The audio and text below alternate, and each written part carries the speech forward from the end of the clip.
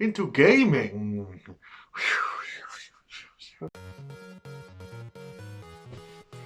Hello, welcome to episode 5 of the Lightning Cave. Obviously, I'm not going to be playing something new every single week. I'm also not going to be buying a Nintendo Switch every week. So what I'm doing now is I'm going to be talking every few weeks about my personal journey through gaming, consoles I've owned, and certain game memories, games that I've played that have really stuck with me throughout time. No, I'm not going to bang on about Pokemon every single week. Firstly, I forgot to say, I forgot to rep our brand in the last one. Just want to say, look at this awesome t-shirt, look at my nipple. You can buy these on our shop. Go to responding.co.uk, you'll see the shop. Buy a t-shirt, support us, let us help us keep making videos, and you know, I just think they're really cool. I wear them as pajamas all the time. Anyway, let's move on. So, journey into gaming. Really, I just want to inspire. I'm going to obviously go through my own consoles. I'm going to get to a point where I finish mine. I'm going to go through the teams, own gaming journeys, and eventually, hopefully, viewers can send in their submissions for their own journey through gaming, and I can talk about it on video. How cool is that? So yeah, so where did I start? How did I start? How did I become such a nerd, massive gamer? Basically, it all started with the Game Boy original. I was about 8 years old, something like that, maybe a little bit younger than that. And I got a Game Boy for Christmas, which my mum had bought off my cousin. And basically that kind of, you know, it was like a gateway drug.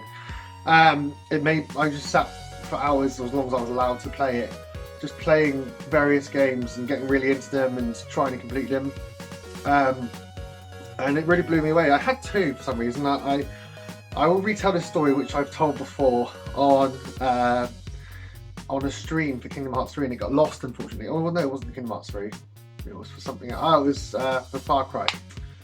So when I was younger, I had two Game Boys, and I used to play like Pokemon 1 with people too, and I don't know why I had to. Played Tetris with my mum with them. I remember we had like Tetris games against each other. Anyway, once upon a time I was playing one of the Super Mario Brothers. I was obviously a very angry kid, and I headbutted the screen of the Game Boy so hard it cracked and it was broken. It was done, and I didn't have two Game Boys anymore. So that's my Game Boy story. Anyway, the Game Boy is awesome. Like, I remember I had some accessories like the Nintendo Eye thing, which we took really bad pictures on, and what was that later? And also the big magnifying glass, so you could play it like with the light on at night. And you know, when you go camping and stuff, it was really useful. Anyway, the games that this has got a lot. As you can tell, this one's got a lot of structure. The games I particularly really remember, there were so many. There was a Looney Tunes game, I think it might have just been called Looney Tunes, and you played as like Bugs Bunny and Daffy Duck and stuff, just running through platform levels. A lot of games I'm going to talk about on the Game Boy are platformers. Super Mario 1 and 2 especially. 2 I really remember I played so many times and completed so many times as a kid. It was just Mario, and it was the classic story. You might have played Mario or not. It had like a Halloween level. There was like I remember one of the bosses was the 3 little pigs. What else do I remember about it? It's been a long time since I played it.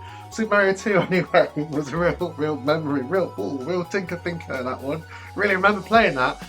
And Pokemon. I'm not going to talk about Pokemon again. If you want to hear me talk about Pokemon, go and watch my Nintendo Switch one. Pokemon Blue was the game that got me into gaming, made me, it kind of kicked off my RPG love, and it was the game that really made me feel like this is an escape and something I could do for the rest of my life, and I'm still doing it like 20 odd years later. Pokemon Blue was the big one on Game Boy. Game Boy and Game Boy Color. I had both of them, and they're all rolled into one. I just kind of upgraded to the Game Boy Color. I had the see-through purple, and unfortunately I don't have it with me to show you. I think it's at my parents' house. And and also Link's Awakening. I think the one that's just been remastered on Switch, which I will get eventually. That was a really big memory for me as well. I remember playing it for hours. I don't complete it or get very far, but I just remember trying to play it and understand how it worked, and it wasn't like I hadn't played that sort of game before. So I really remember playing like say, Link's Awakening and Pokemon as games that I hadn't really. Until I had those, I played lots of the games like Mario and the Bugs Bunny game, and they're very simple games. So I suppose I got Pokemon and Link's Awakening, and it kind of opened up this kind of RPG love, like I said, and it made me realise how big and explorative a game can be. And it really made me like feel this passion that has gone into my late years and has never stopped. I'm really trying to think of more. I had loads of games. Tetris, I love Tetris, still love Tetris. I love playing Tetris 99 on the Switch now. I've always loved Tetris. It was the game my mum says helped her quit smoking because she played Tetris a lot instead of having a cigarette. So bigs up to Tetris. My memories are gone. I had loads of games on the Game Boy and it doesn't seem like it, but you know, I bang on about PlayStation massively, so I always talk about PlayStation, but I think I've actually owned more Nintendo consoles than PlayStation, so you'll find out what consoles they were as I talk about this, as I do the journey into gaming more and more. So yeah, the Game Boy and Game Boy Color, big thick grey Game Boy and the Game Boy Color were kicked off my love, should we say love? My love for gaming. I looked at the wrong camera then. My love for gaming is strong and deep, just like bananas. So yeah, so there's the Game Boy. Fucking hell, I cannot remember. I'm sorry.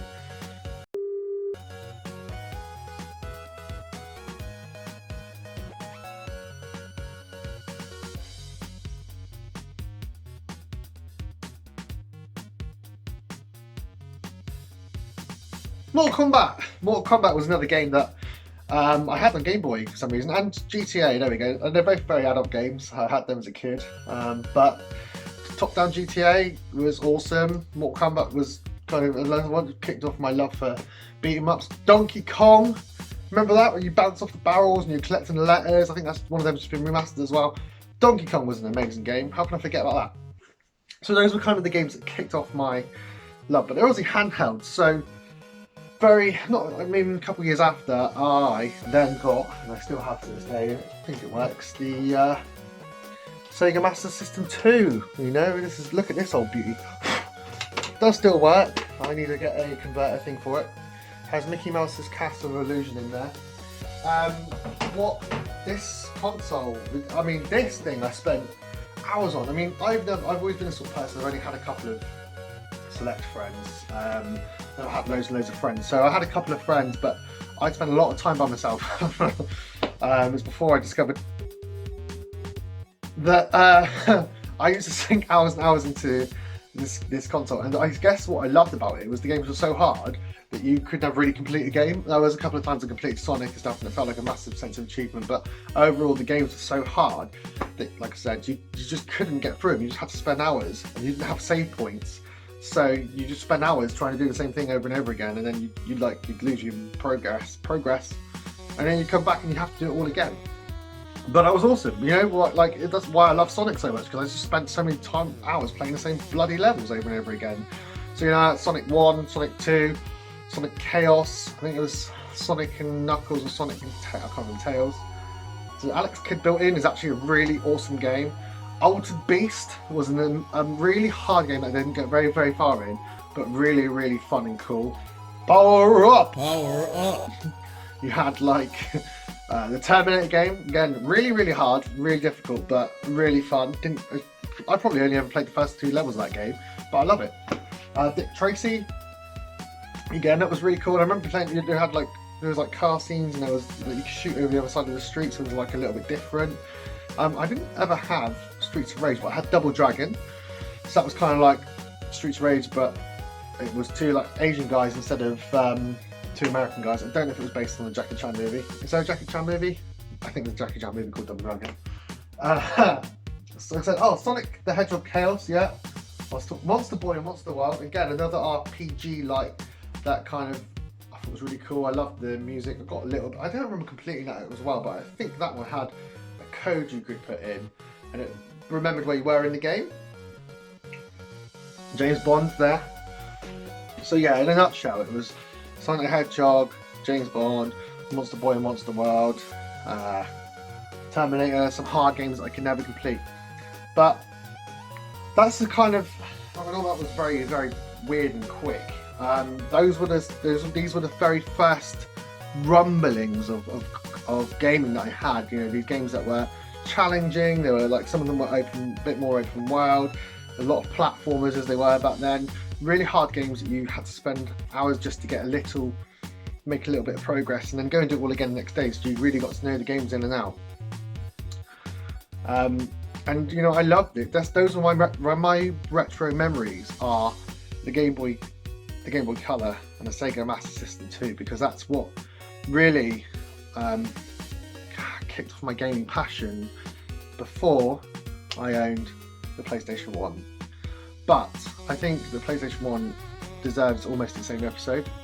So thanks for watching that insane intro to Journey into Gaming. I thought it was fun. Well, I hope it was as fun for you as it was for me to ramble about old games that I've kind of forgotten. But anyway, that was Journey into Gaming episode 1. Tune in next time where I'm going to talk about the PlayStation 1, maybe the PlayStation 2, but probably the PlayStation 1 for about 4 hours or 12 minutes. Thanks again for watching. Keep looking at the wrong camera. Shit me in the ass.